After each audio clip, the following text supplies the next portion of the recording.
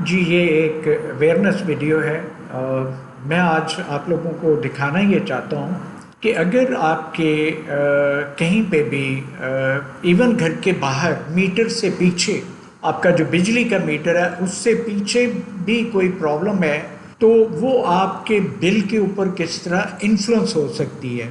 अब मैं अपनी मिसाल देता हूँ कि मेरे जो है स्पार्किंग हो रही थी डी के ऊपर। डी जो थी ट्रांसफार्मर के ऊपर लगी होती है, तो वहाँ पे स्पार्किंग होती रही है 3 दिन। हम कंप्लेंट करते रहे लेकिन उस तरह से 4 दिन ये स्पार्किंग होती रही, उस तरह कान नहीं धरे गए। फिर मुझे फ़ोन करवाना पड़ा, तो फिर वाटा वाले भागे भागे आए और सारा कुछ करके चले गए। लेकिन मैं चूँकि अपनी जो मीटर रीडिंग है, इलेक्ट्रिसिटी मीटर रीडिंग, मैंने सोलर लगवाया हुआ है, मैं डेली की डेली बेस पे रिकॉर्डिंग करता हूँ, नोट करता हूँ रीडिंग। तो मैं आज आपको दिखाना ये चाह रहा हूँ कि इवन हम समझते हैं कि हमारा जो बिजली का बिल है, जो घर में बिजली आ रही है उसी से रिलेटेड है और वही हमारी कंजप्शन है। तो मेरी कोई एक्स्ट्रा एक्टिविटी नहीं हुई इन दोनों में, जो ये बिजली का बिल जो यूनिट इतने ज़्यादा बढ़ गए। लेकिन पीछे स्पार्किंग होती रही। ये पहले भी मेरा एक्सपीरियंस रहा है कि जब पीछे स्पार्किंग हो रही थी तो मेरे यूनिट भी जो कंज्यूम यूनिट है वो भी बड़े थे, प्रोडक्शन बिल्कुल नहीं हुई थी।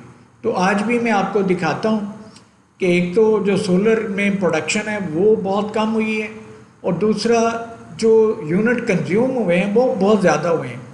अब क्या ये सिर्फ अप्लाई होता है जिन लोगों ने नेट मीटरिंग करवाई हुई है, या ये सब पे अप्लाई होता है, ये मुझे नहीं अंदाज़ा।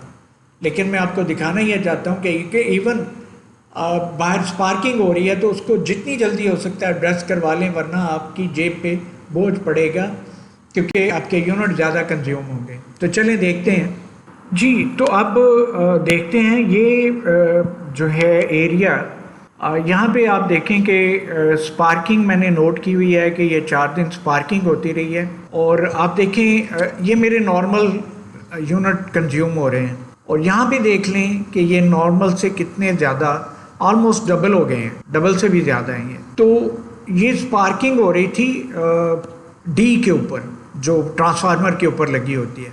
और मेरे जो यूनिट प्रोडक्शन है वो भी आप देखें, यहाँ पे इंटरमिटेंट थोड़ी स्पार्किंग थी, यहाँ पे वो कंटिन्यूस स्पार्किंग रही है। तो यहाँ पे यूनिट भी ज़्यादा कंज्यूम हुए हैं और प्रोडक्शन बिल्कुल ड्रॉप हो गई है, सोलर प्रोडक्शन। तो ये मैं दिखाना चाह रहा हूँ बेसिकली आपको